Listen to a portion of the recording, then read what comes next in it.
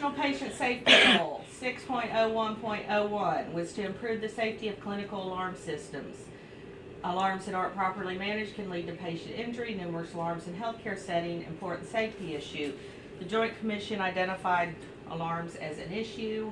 In 1972, the first alarm issue was charted. By the early, like 2009, 2016, 566 deaths due to alarm issues have been documented. And the Joint Commission feels like that is actually underreported. It is an important safety feature due to the fact that people have died from alarms not being recognized and handled correctly. And so they've recommended that hospitals all jump in there and formulate a plan. This case scenario that proves the point is the man was on continuous cardiac monitoring and was waiting to have a pacemaker put in. While he was waiting, he bradied down and no one identified the alarm and he died.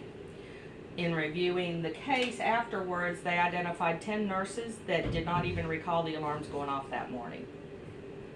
And I know personally, I hear alarms going off in the shower when I worked ICU because you heard alarms going off constantly every day. And every piece of equipment has an alarm.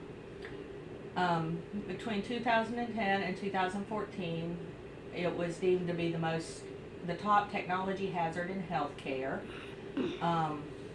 Like I said, you have deaths are related to delays. We have multiple alarms that are all telling us the same thing, and people tend to tune them out, turn them off, readjust them, different things like that. Some of the potential changes that have been recommended to relieve alarm fatigue is to actually replace your electrodes every day and make sure you do a good skin prep and eliminate duplicate alarms. So if your monitor has an alarm for tachycardia and an alarm for elevated heart rate, both, you can minimize that to just one because they're both telling you the same information. And to educate. And this is reduce the overall use of continuous monitoring. Make sure when people are to a point they don't need it, get them off of it, that type of thing. And then the next, of course, false alarms lead to fatigue. And as I already said, in 1974, the first alarm-related sentinel event occurred. Most alarms have no significance, as we all know. Everything has an alarm now. The beds have an alarm if the break's off. The monitors have alarms. The ventilators have alarms. The feeding tubes, the IV, everything has an alarm. Ways to prevent it.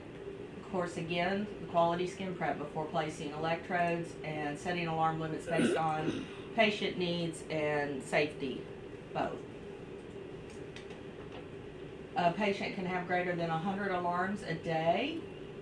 Inadequate education for staff and equipment not functioning properly.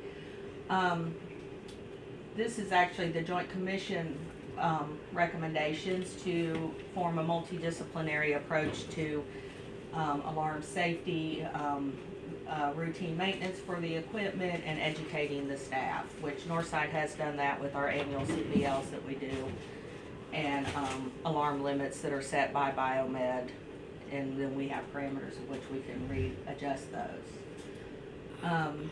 So in essence, alarm fatigue is related to constantly hearing alarms. It is definitely an issue and has been made a safety goal by a Joint Commission. And the biggest thing is to make sure you don't tune out alarms and to make sure that when they sound, you check to see what's going on. Don't just shrug it off and say, oh, it's nothing. Thank you.